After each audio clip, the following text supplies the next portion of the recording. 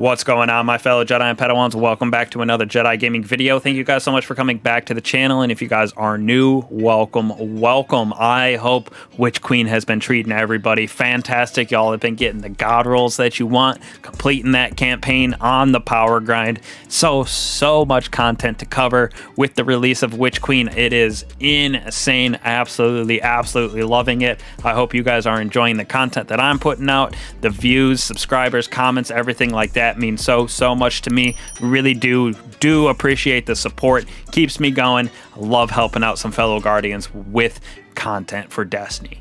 Now, let's get into today's video going over our new exotic grenade launcher, the Parasite. This weapon is a super unique grenade launcher using the Hive Worm against the Hive and enemies of the light itself. This thing is so unique and so much fun to play with. So let's get going on how to obtain the weapon and go over some of the unique perks that are on this bad boy. So to start out, to get this weapon, you do have to complete the campaign, complete that initial quest that Ikora gives you, and on the Mars you got to go through all of the missions, and then once you are done, the last step quest is to come back to Mars and talk to Ikora and complete that. Once you complete it, she will actually give you the exotic quest for the Queen and the Worm, which gives us the Parasite grenade launcher. Now, after you talk to Ikora and the quest starts, you head down here to the Enclave, past the crafting machine. You can see there's a corridor right here that leads down to actually a little shooting range that we can use to test out the weapons. But right here, you will be able to interact with the worm on the ground, and it starts a little cutscene to get us going into that quest, kind of showing what we're going to be doing throughout the other steps. Now, after that cutscene, we have to go into the new strike, the birthplace of the Vile. This strike was super fun, showing another aspect of Savathun's throne world and how crazy this place actually is. It was a pretty easy strike to go through, did it in about 10 minutes, nothing too crazy there. And then again, once you complete it, you put that worm on an incubator and you get a nice little cutscene talking about how that was Savathun's worm and then how we're going to use it and what we're going to do with it in the future, coming up with the steps. So after we beat that strike, we have to head back to Finch on the throne world right next to our loading zone. Go talk to him. Super easy step of the quest. He will have you actually start the process. It's pretty much just rinse and repeat through a couple different areas from this step all the way until our last step actually.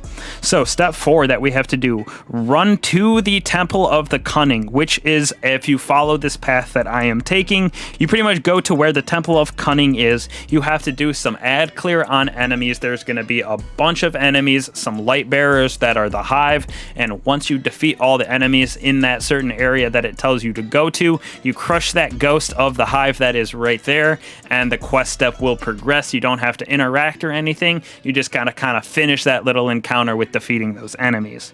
Now, after you complete the Temple of Cunning right here, you have to defeat 100 Scorn in the throne world. Now, to do this, you can just free roam and defeat those Scorn because they are everywhere on the throne world, but we decided to go into the lost sector in the Quagmire called Extraction. Going there, it is all Scorn, so it is super easy to go through and get those 100 defeats in an instant. We did it super fast within this lost sector here. Speaking of lost sectors, that is our next step right here. We head to the entrance of the specular lost sector in the fluorescent canal area on the throne world. Once we get there, it kind of updates the quest automatically, and we go on to step 7, which is beat the lost sector and again put that worm on an incubator. You have to use the reveal. There's a little secret passageway. It's pretty much right there in front of you. You go put the worm in. We get a cutscene again of the worm talking and Mara and everything like that.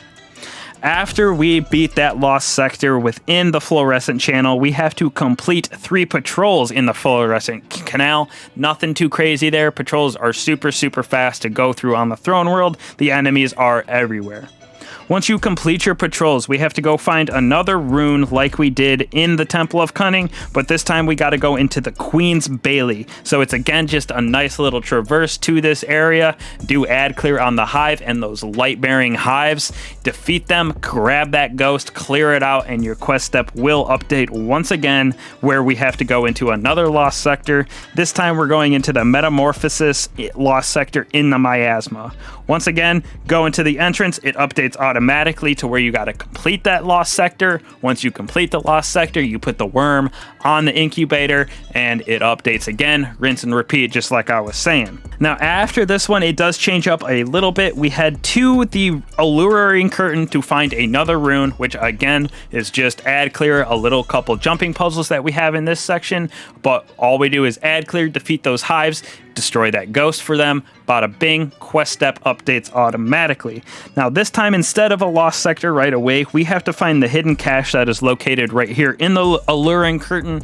Nothing too crazy for this one. It shows you exactly where you press the reveal. You see some platforms that you have to jump up on, and they have these little tiki torches on them. You have to shoot the 3 tiki torches and light them all at once. Technically, you have a couple seconds that they stay lit after you shoot them, and then once you shoot all 3, the chest will pop up. Go grab it, you complete that little secret chest right there, and move on to our last couple steps. Once again, we are moving on to another lost sector entrance, but this time back to that extraction in the quagmire that we used all the way back in step 5 for this quest. Now, go through once again, find the entrance, it'll update, and we have to beat the extraction lost sector and put the worm on the final incubator, where we kind of get the final plans for Mara and the worm and the gun that we're gonna get right here. Once you beat this extraction lost sector, we are almost on to the final mission. We head back to Finch right in the quagmire, talk to him, that ghost, and then get the final steps where we have to head into the final mission, the Parasite, where we actually get our exotic weapon. This mission was actually really fun, not too crazy for an exotic mission, especially compared to the Dead Messenger GL that we had to do earlier in the day, me and my friend did. So this mission, pretty easy to go through. A lot of hive bearing that you have to destroy. Break those ghosts. You think Mara's gonna get corrupted, but she swindles that worm into being a weapon for us instead of becoming the new host of the worm. She sticks that worm inside of our weapon, and towards the end of the mission, you go through a couple rituals, and she gives you the weapon to use at the very end, and does it slap. The amount of damage it puts out is super interesting, just because you can kind of stack it depending on how many kills you get beforehand. So go through this mission and enjoy it. It is a super fun one. Taking the story, it was a super interesting story for getting an exotic. Loved the final mission, and then once again, once you complete it, you talk to her. She will just give you the gun, and you can use it at the very end of that mission, and boom, you are done after you complete the mission. Step 17 is complete, and you have the Parasite GL. So now that we have got this beauty right here, the Parasite grenade launcher, I want to go over quickly its perks and then its intrinsic trait. So first off, for our weapon perks, we have volatile launch, a little bit increased blast radius. Right here, we got high explosive ordnance. Once again, a nice increased blast radius on this. This is our exotic perk. Taking damage with your own worm projectile detonation empowers your weapon for a short period of time. So if you do damage on yourself with the weapon by shooting it too close for you, you actually do more damage with the weapon. So it's going to be an interesting dynamic to almost shoot it while you have enemies close to you. So you do a little bit damage on you, and then you can put that extra shot on the boss with the worm byproduct right here to get that extra damage.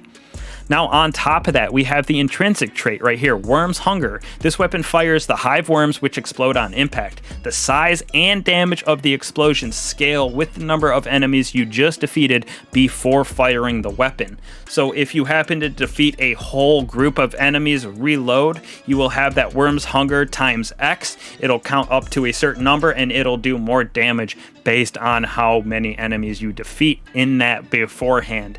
It is so cool to use this weapon. The gameplay with it in that final mission is so great. I loved every second of it, and I definitely think I'm going to be using this a lot, kind of come up with a couple builds for it, because it does reload pretty slow and it is only one shot at a time, but the explosions on it are super interesting. And like I said, being able to use this thing, shoot your own feet, get some extra damage on it, as well as that Worm's Hunger perk that we can have, mix it up maybe even with some elemental wells, getting that solar damage increase on your weapons with Font of Might.